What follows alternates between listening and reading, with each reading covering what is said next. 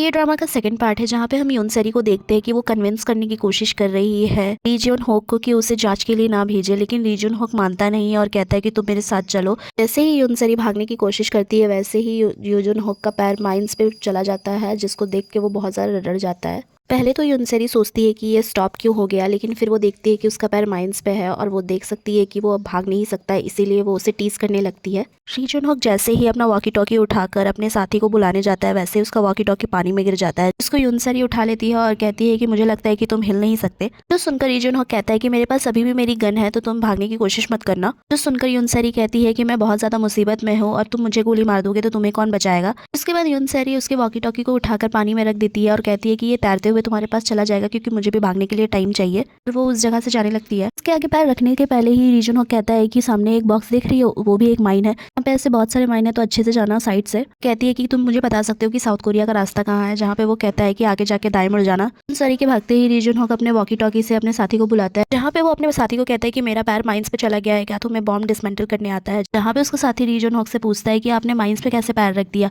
जिसके आंसर में ली जुन होक कहता है कि मैं एक घुसपैठिए के पीछा कर रहा था जो हमारे एरिया में घुस गया था। फिर उसका साथी उस माइन को डिसमेंटल करने की कोशिश करने लगता है। पहले तो वो लोग दोनों बहुत ज्यादा डर रहे थे, लेकिन फिर भी वो लोगों ने कैसे भी करके उसको कर लिया। माइन से फ्री होने के बाद ली जुन होक अपने दूसरे साथियों को भी कॉल करके बता देता है कि हमारे एरिया में घुसपैठिए घुस गया है। यहाँ पे हम यूनसेरी को देखते हैं कि उसे ली जुन होक ने दाएं जाने को लिए बोला था, लेकिन वो दाएं ना जाकर बाएं चली जाती है और नॉर्थ कोरिया के बहुत ज्यादा अंदर घुस जाती है। हम ली जुन होक के दूसरे साथियों को देखते हैं जो कि यूनसेरी को देखकर गोली मारने की कोशिश करते हैं, लेकिन वो चूक जाते हैं। तो अपने आसपास गोलियां चलते हुए देखकर वो नॉर्थ कोरिया के उस एरिया में चली जाती है जहाँ पे माइंस बिछे हुए थे। देखकर जो गोलियां चला रहे थे वो भी डर जाते हैं और कहते हैं कि पता नहीं वो उधर क्यों जा रही है, उससे पता नहीं है क्या वहाँ पे माइंस बिछे हुए हैं। यहाँ पे ली जुन होक भी अपने साथी के साथ आ जाता है और ये सारे मिलकर उसे रोकने की कोशिश करते हैं, बट वो बिल्कुल नहीं रुकती और सोचती है कि वे लोग मुझे गोली मार देंगे, इसलिए और भी ज्यादा दूर भागते जाती है। यहाँ पे हम देखते हैं कि वो लोग सारे मिलकर उसको बहुत ज्यादा रोकने की कोशिश करते हैं, बट वो उन्हें इग्नोर करके नॉर्थ कोरिया के अंदर घुसने लगती है। यहाँ पे हम यूनसेरी को देखते हैं जो कि माइंस वाला एरिया पार करके नॉर्थ कोरिया के बॉर्डर के अंदर घुस जाती है। देखकर वो सारे लोग शॉक हो जाते हैं और कहते हैं कि ये पता नहीं बॉर्डर के अंदर क्यों चली गई।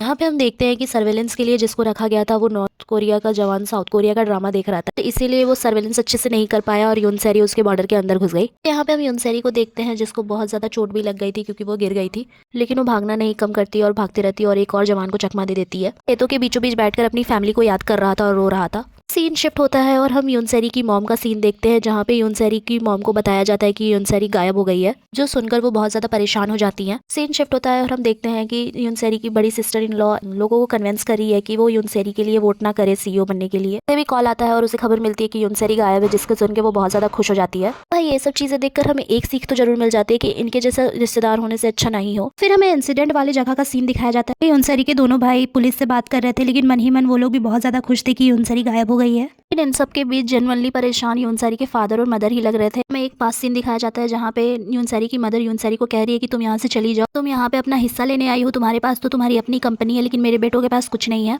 बातें सुनकर यूनसेरी को बहुत ज्यादा दुख होता है। फिर हमें प्रेजेंट का सीन दिखाया जाता है जहाँ पे यूनसेरी गिर गई थी दौड़ते दौड़ते और उसका कपड़े भी बहुत ज्यादा गंदे हो गए थे। गिरने के बाद उसके कपड़े बहुत ज्यादा फट गए थे, इसलिए उसने अपने कपड़े खोलकर फेंक दिए और चोट भी लग गई थी और खून भी निकल रहा था। दूसरी तरफ यहाँ पे ली जुन होक अपने साथियों के साथ उसे सर्वेलेंस कैमरा में देख रहा था कि कहाँ वो चली गई थी। वहाँ पे ली जुन होक कहता है कि तुम लोगों की बहुत ज्यादा गलती है क्योंकि तुम सर्वेलेंस कैमरा के सामने बैठकर भी उसे नहीं देख पाए, जहाँ पे सारे लोग बहुत ज्यादा डरे हुए थे कि पता नहीं क्या होगा। वहीं उन सब में से ली जुन होक का एक साथी कहता है कि गलती तो कैप्टन री की भी है, अगर वो माइन पे पैर नहीं रखते तो वो लड़की भागती ही नहीं। सुनकर ली जुन होक सोच में पड़ जाता है कि पता नहीं अब उसके कैसे ढूंढेगा। ये आज का दिन लास्ट डे था उनकी ड्यूटीज का, क्योंकि वो लोग शिफ्ट करने वाले थे दूसरी ड्यूटीज पे, इसीलिए वो लोग बॉर्डर से दूसरी जगह जाने के लिए तैयार हो जाते हैं। वहाँ पे ली जुन होक के सारे साथी बात कर रहे थे कि कैसे उनके रेडार ने उसे डिटेक्ट नहीं किया जब वो नीचे आकर गिरी थी नॉर्थ कोरिया में। उनमें से एक बंदा बोलता है कि कल रात का मौसम खराब होने की वजह से वो टावर टूट गया था, जिससे हमारा रेडार उसे डिटेक्ट नहीं कर पाया। अगर हम उसको नहीं ढूंढ पाए तो हमें फांसी ना हो जाए। ये सुन के वो लोग सब डर जाते हैं। अब हम यूनसेरी को देखते हैं जो अभी भी इधर उधर भाग रही थी, लेकिन उसे जाने की कहीं जगह नहीं मिल रही थी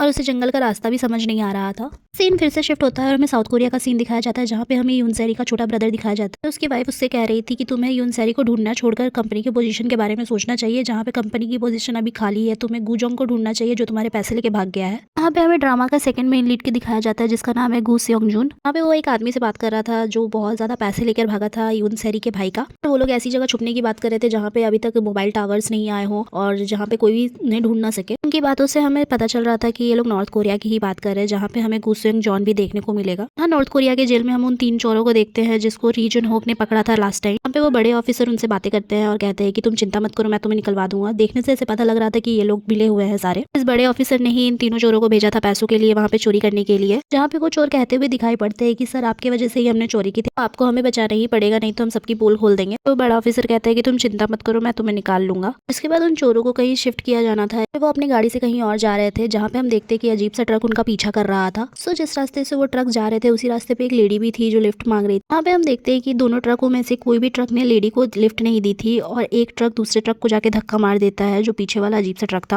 अजीब सा ट्रक उन चोरों को भी मार देता है जान से। और इसके अलावा ये सारी चीजें होते हुए उस औरत ने भी देख ली थी, इसीलिए वो ट्रक उस औरत के भी पीछे पड़ जाता है और उस औरत को भी खत्म कर देता है वहीं पे। दूसरी तरफ हम री जुन होक और उसके साथियों को देखते हैं जो किम सेरी को अभी तक जंगल में ढूंढ रहे थे। यहाँ पे री जुन होक का एक साथी कहता है कि जरूर उस लड़की को कोई जंगली जानवर खा गए होंगे, यहाँ से तो निकलना बहुत ज्यादा मुश्किल है अकेले। वैसे भी बहुत ज्यादा देर हो गई है तो हमें सिक्योरिटी को खबर करने की कोई भी जरूरत नहीं है। जहाँ पे री जुन होक कहता है कि क्यों हम सिक्योरिटी को क्यों ना कॉल करें। यहाँ पे उसका साथी कहता है कि अगर हम पकड़े गए तो हमें जेल भी नसीब नहीं होगी। जिसके बाद हम देखते हैं कि उन्हें एक जैकेट मिल जाता है जो यूनसेरी का ही होता है, जो वो खोलकर फेंक कर चली गई थी। उसको देखकर री जुन होक पहचान जाता है कि ये यूनसेरी का ही है। यहाँ पे हम यूनसेरी को देखते हैं जो चलते चलते एक ऐसी जगह पे आ गई थी जहाँ पे उसे एक बोरी दिखाई देती है जहाँ कोरिया लिखा हुआ था। सामने देखने पे उसे एक गाँव दिखाई देता है जिसको देखकर वो बहुत ज्यादा खुश हो जाती है और सोचती है कि वो घर आ गई है वापस। तो जहाँ पे वो बड़बड़ाती हुई आगे जाती है गांव की तरफ और कहती है कि मैं सुबह उठकर सबसे पहले टैक्सी बुलाऊंगी और अपने घर जाऊंगी। उसके बाद उसको रास्ते पे एक बूढ़ा आदमी और उसका एक घोड़ा मिलता है जिसके ऊपर एक बच्चा बैठा हुआ था। उसको देखकर यूनसेरी शौक हो जाती है। फिर वो गाँव की तरफ आगे बढ़ती है जहाँ पे लाइट नहीं थी और औरतें बातें कर रही थी।